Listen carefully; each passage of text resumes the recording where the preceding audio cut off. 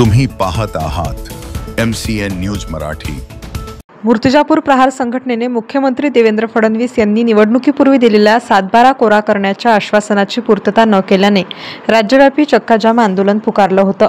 शेतकऱ्यांची कर्जमाफी हा या आंदोलनाचा मुख्य उद्देश आहे। हे आंदोलन 24 जुलै दरम्यान राष्ट्रीय महामार्गावरील चिंचखेड फाट्यावर करण्यात आलं। सरकारने शेतकऱ्यांच्या मागण्यांकडे दुर्लक्ष केल्याचा आरोप प्रहार संघटनेने केला आहे। मुख्यमंत्री देवेंद्र फडणवीस यांनी निवडणुकीच्या वेळी मूर्तिजापूरमधील एका जाहीर सभेत शेतकऱ्यांचा 7/12 कोरा करण्याचं आश्वासन दिलं होतं, मात्र अजूनही त्याची पूर्तता झालेली नाही। प्रगती शेतकरी मंडळाने या आंदोलनाला पाठिंबा देऊन मंडळाने आंदोलनाला मोठ्या प्रमाणात पाठिंबा दर्शविला। प्रगती शेतकरी मंडळाचे अध्यक्ष राजू वानखडे यांनी आंदोलनात सक्रिय सहभाग घेतला। शेतकऱ्यांच्या कर्जमाफी सोबतच दिव्यांग, शेतमजूर, मेंढपाळ, मच्छीमार आणि कामगारांच्या विविध मागण्याही या आंदोलनादरम्यान मांडण्यात आल्या। शेतकऱ्यांच्या प्रश्नांवर सरकारने तातडीने लक्ष द्यावं यासाठी प्रहार संघटनेने उचललेलं एक महत्त्वाचं पाऊल असल्याच्या प्रतिक्रिया शेतकऱ्यांमधून उमटताना दिसत आहेत।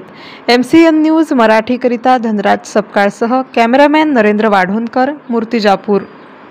आज पूर्ण महाराष्ट्रात शेतकऱ्यांच्या प्रहार संघटनेतर्फे चक्काजामच्या ज्या आंदोलनाची घोषणा केली होती त्या आंदोलनाला मूर्तिजापूर तालुक्यातील चिंचखेड फाटा येथे प्रहार संघटनेच्या वतीने व त्या आंदोलनाला मूर्तिजापूर तालुक्यातील प्रगती शेतकरी मंडळाच्या वतीने पाठिंबा देऊन यांच्या संयुक्त विद्यमानानं आज रोजी असंख्य शेतकऱ्यासह चिंचखेड फाट्यावर महाराष्ट्र शासनाला कर्जमाफी करण्याकरता बाध्य करण्याकरता चक्काजाम आंदोलन आयोजित केले होते। या आंदोलनात मूर्तिजापूर तालुक्यातील व त्या परिसरातील शेतकऱ्यांनी सहभाग नोंदवून शासनाला एक दाखवून दिला की शेतकऱ्यांची कर्जमाफी करणे किती अन्याय आहे। तसेच आजच्या चक्काजाम मध्ये आम्ही शेतकऱ्याच्या वतीने या देशात हमीभावाचा कायदा झाला पाहिजे व इतरही काही आमच्या मागण्या होत्या, पण आम्ही 2 मागण्याला मुख्य धरून आजचा चक्काजाम आयोजित केला होता। त्या चक्काजाम मध्ये प्रहारच्या जिल्हा अध्यक्ष सौ शिल्पाताई वाजळ व तालुका अध्यक्ष विनोद बांबल, उपाध्यक्ष मयूर साबळे